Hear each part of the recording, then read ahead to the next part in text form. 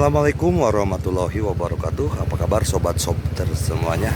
Oke, kita lanjutkan saja ceritanya.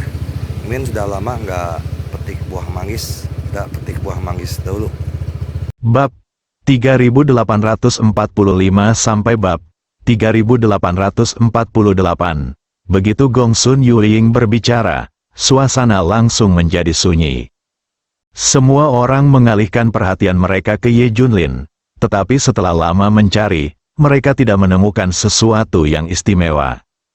Orang ini memiliki kultivasi yang biasa-biasa saja dan penampilan yang biasa-biasa saja. Bagaimana dia bisa menarik perhatian putri kecil kita? Aku tidak menyangka putri kecil itu begitu baik. Itu semua karena aku terlalu tampan dan tampan. Jadi aku tidak melakukannya, tidak memenangkan hati putri kecil. Yueying, apakah kamu tidak salah? Hal biasa-biasa saja seperti ini layak untuk dibunuh. Bahkan jika kamu membawanya sebagai budak, harganya akan dikurangi. Ya, Putri Yueying, jika kamu menginginkan seorang budak, ayo pergi ke kota teratas dan pilih salah satu, tidak lebih baik dari ini. Semua orang mencoba membujuknya, tetapi mereka juga meremehkan Ye Junlin. Bukan karena orang-orang ini terlalu sok, itu karena status Gong Sun Yueying terlalu mulia. Tidak hanya dia cantik, tapi dia juga sangat berbakat dalam kultivasi Istana Api. Oleh karena itu, status Gong Sun Yueying di Istana Api Ilahi Matahari Bulan sangat tinggi, dan dia bahkan merupakan pesaing kuat bagi calon penguasa istana. Dia dihormati sebagai putri kecil oleh semua biksu laki-laki Dewa Matahari Bulan Istana Api. Tentu saja, tidak ada kekurangan orang jenius yang harus dikejar dalam sekte tersebut, tetapi Gong Sun Yueying memiliki visi yang sangat tinggi dan menolak semua orang jenius teratas. Sekarang saya tidak menyangka dia akan mengambil inisiatif untuk mengambil monyet sekuler yang baru saja memasuki reruntuhan Kunlun sebagai budak. Bahkan para jenius dari beberapa sekte kecil dan menengah sangat ingin mencoba yang terbaik untuk menjadi Gong Sun Yueying. Seberapa berbudi luhur dan mampukah putra muda ini di dunia sekuler, sehingga ia dapat memenangkan hati putri kecil Istana Api Ilahi Matahari dan Bulan? Apa yang kamu lakukan? Aku hanya melihat orang ini lucu. Saat aku bosan bermain dengannya, tentu saja aku akan membunuhnya. Gong Sun Yueying berkata dengan tidak sabar.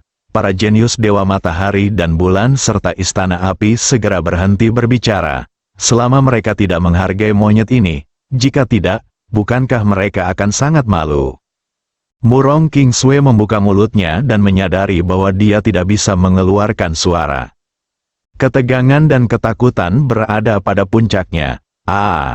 Beberapa makhluk roh yang mengikuti para jenius Istana Api Dewa Bulan Matahari tiba-tiba berteriak aneh, seolah bersorak untuk tuan mereka. Ye Junlin masih memandang semua orang dengan wajah tenang, atau lebih tepatnya, dia seharusnya melihat binatang spiritual. Dia menemukan bahwa makhluk spiritual ini memiliki bentuk yang berbeda, tetapi mereka sangat berbeda dengan bentuk hewan di dunia sekuler. Misalnya, salah satu makhluk spiritual mirip kuda sebenarnya memiliki dua tanduk panjang di kepalanya. Terdapat juga mata ketiga di antara kedua tanduk tersebut, yang terlihat megah dan cerah. Apakah kamu sudah selesai berbicara omong kosong? Kamu bisa keluar setelah selesai. Kalau tidak, aku tidak keberatan mengirimmu menemui Raja Neraka, kata Ye Junlin tiba-tiba. Semua orang tercengang. Mereka tidak pernah mengira bahwa kata-kata pertama Ye Junlin bukanlah berlutut dan memohon belas kasihan, tapi untuk memarahi dirinya sendiri. Ini hanya tidak masuk akal. Monyet di dunia sekuler? Tahukah kamu apa yang kamu bicarakan?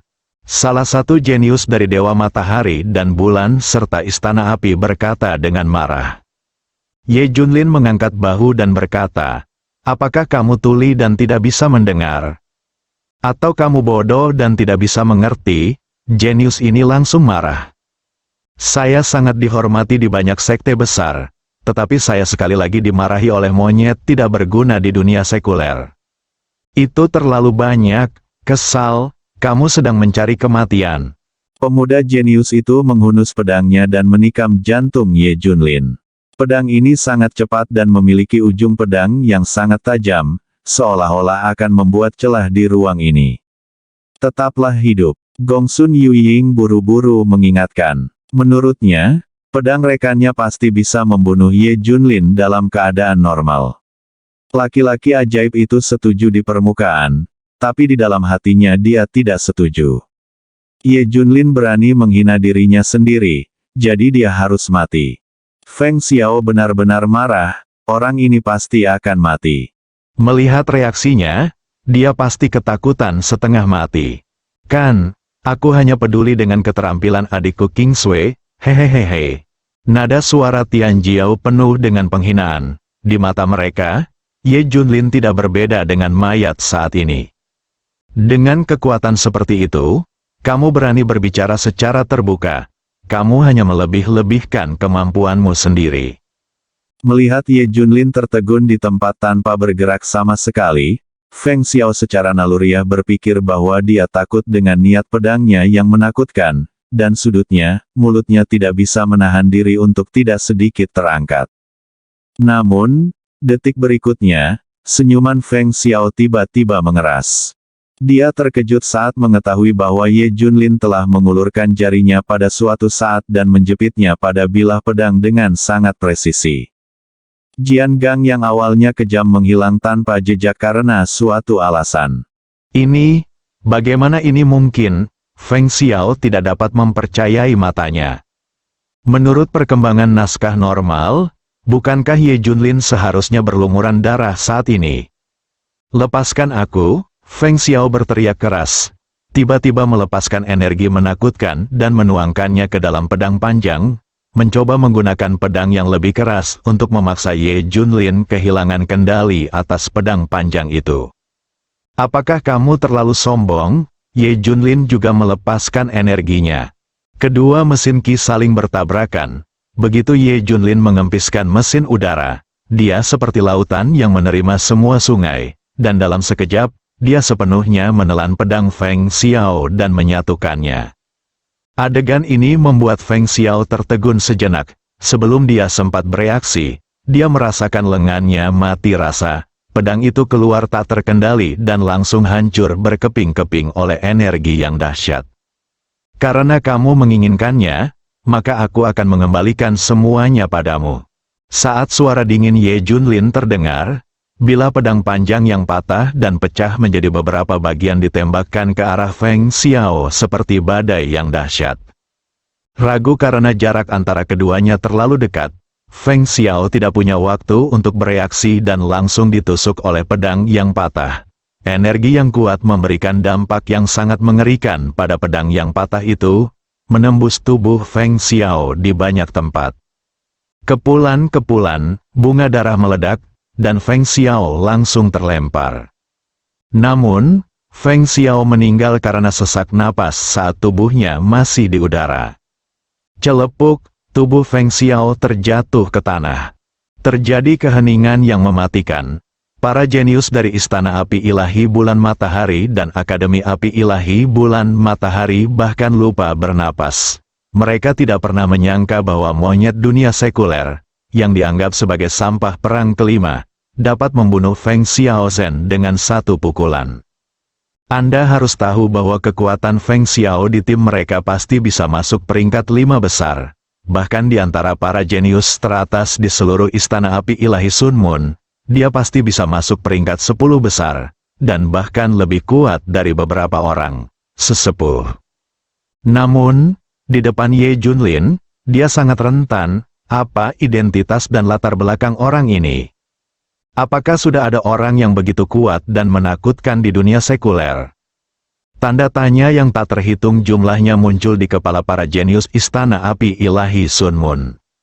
Apakah kamu tidak akan membalaskan dendam rekanmu?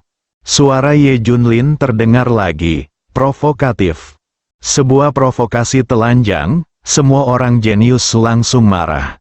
Terutama dipandang rendah di depan anggota Akademi Api Ilahi Bulan Matahari membuat mereka merasa bahwa keagungan mereka yang dibanggakan sedang ditantang. Bunuh dia, kata Gongsun Yuying dingin.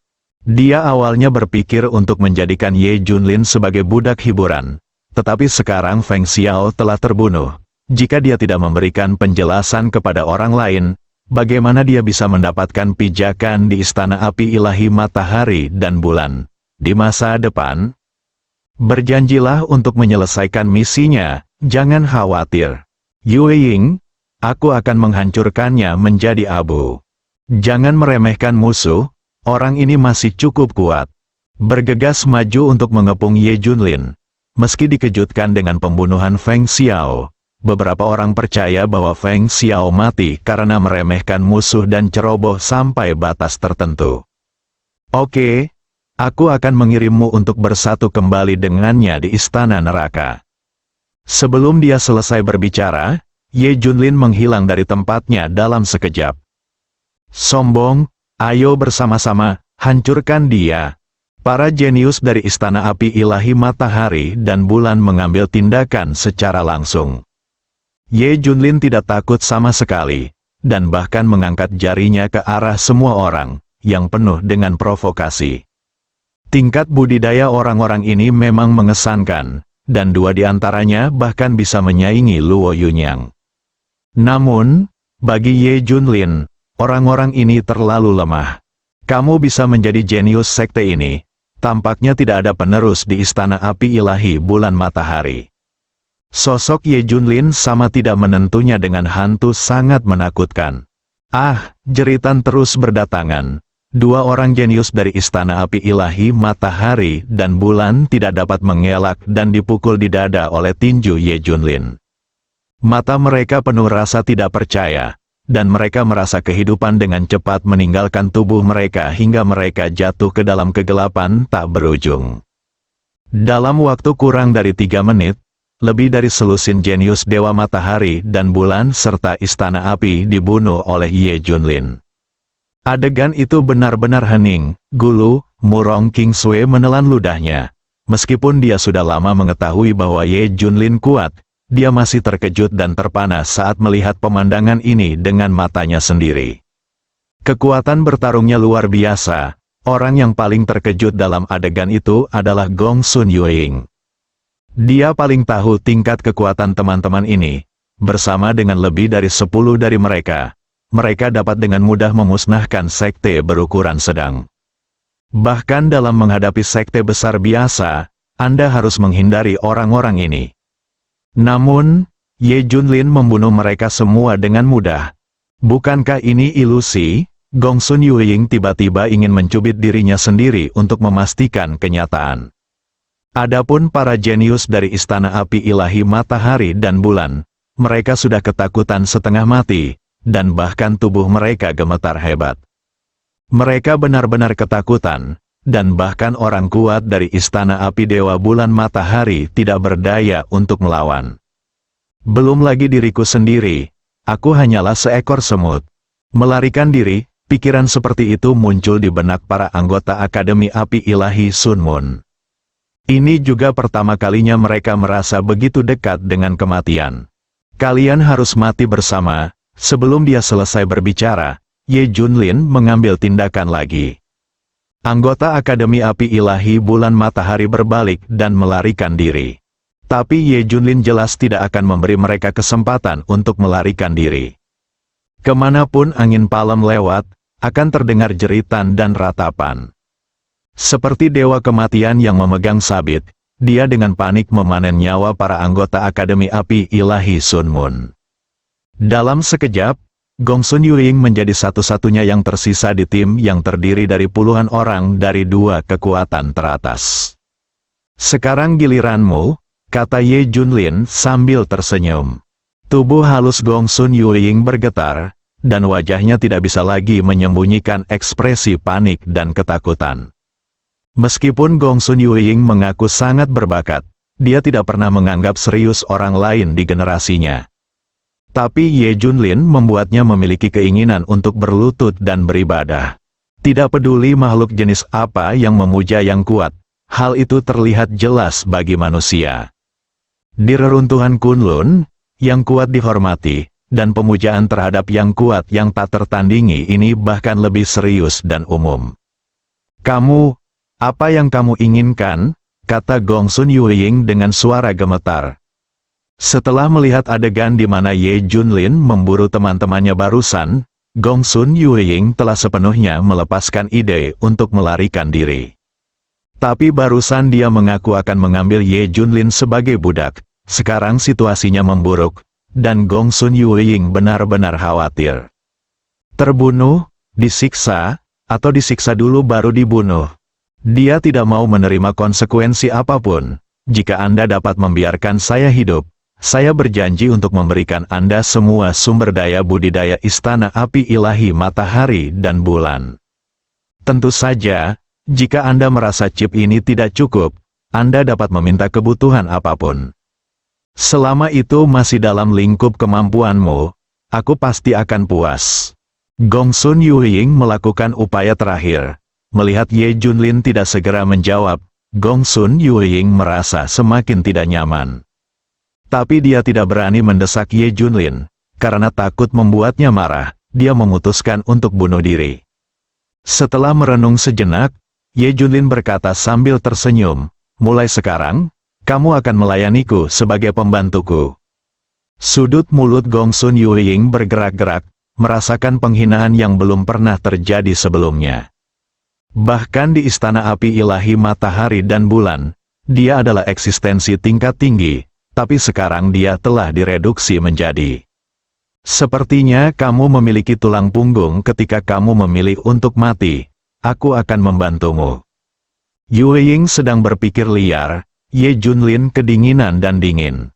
Mendongak, dia melihat energi yang sangat kuat dilepaskan di sekitar telapak tangan Ye Junlin, yang dengan cepat mengembun menjadi bilah udara yang hampir besar. Aura pembunuh datang dengan derasnya, membuat Gong Sun Yuying merasa tercekik.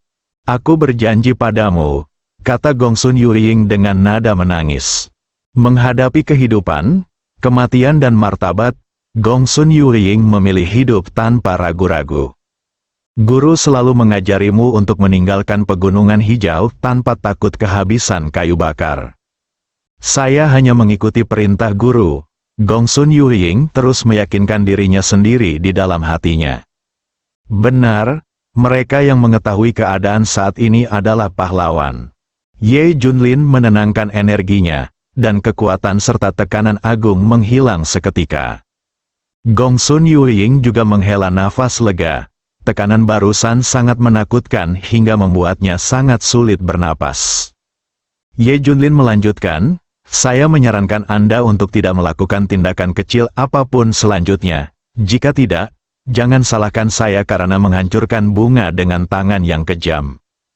Begitu banyak orang berbakat dari Istana Api Dewa Matahari dan Bulan telah terbunuh, dan satu lagi darimu tidak terlalu banyak. Aku tahu, Gong Sun Yuying seperti terong yang dipukul oleh embun beku. Baru saja dia berpikir untuk mencari kesempatan untuk melarikan diri atau melakukan serangan diam-diam. Tapi sekarang ide ini langsung ditinggalkan olehnya. Karena Ye Junlin mengatakannya secara terbuka, itu berarti dia siap untuk itu. Bahkan terlihat ia percaya diri dan sama sekali tidak peduli dengan tindakan kecilnya. Ye Junlin tiba-tiba melangkah maju dan mendatangi Gong Sun Yuying, dan mengetuk beberapa titik akupunturnya. Gong Sun Yuying merasakan energi di tubuhnya lesu. Segel kekuatannya, Gong Sun Yuying merasa putus asa, dan sekarang semakin mustahil untuk melarikan diri. Ye Junlin tersenyum dan berkata, ini membuatku merasa lebih nyaman. Ngomong-ngomong, kamu pasti lapar setelah bekerja sekian lama, kan? Gong Sun Yuying sedikit bingung, tapi mengangguk dengan jujur. Mendengar bahwa ada master di daerah ini, mereka datang ke sini tanpa henti. Sudah lama sekali mereka tidak makan enak. Namun, Gong Sun Yuying sangat terkejut. Ye Junlin benar-benar peduli dengan rasa lapar dan kenyangnya. Bagaimana denganmu? Ye Junlin berbalik untuk bertanya lagi pada Murong King Sui. Tubuh halus Murong King Sui bergetar, dan kemudian dia kembali ke dunia nyata seolah-olah dia baru saja bangun dari mimpi. Yah, aku juga lapar. Senyuman tiba-tiba muncul di wajah Ye Junlin. Namun entah kenapa, Saat Gong Sun Yueying melihat senyuman ini, firasat buruk tiba-tiba muncul di hatinya. Aku kebetulan lapar, tunggangan itu akan membuang-buang sumber daya jika tidak digunakan. Ye Junlin menunjuk ke beberapa makhluk spiritual di kejauhan dan melanjutkan, orang seperti kuda itu direbus. Dan keranya dikukus. Terakhir, gunakan macan tutul untuk membuat sup, itu sudah cukup. Gong Sun Yueying hampir mengutuk keras-keras. Ini adalah makhluk spiritual yang berharga, jika mereka tidak bertemu dengan guru yang kuat seperti Ye Junlin, makhluk spiritual ini akan membantu bertarung. Sekarang semuanya sudah menjadi jajanan Ye Junlin, pelayan kecil. Tolong lakukan sendiri. Suara lucu Ye Junlin terdengar lagi. Bersambuk.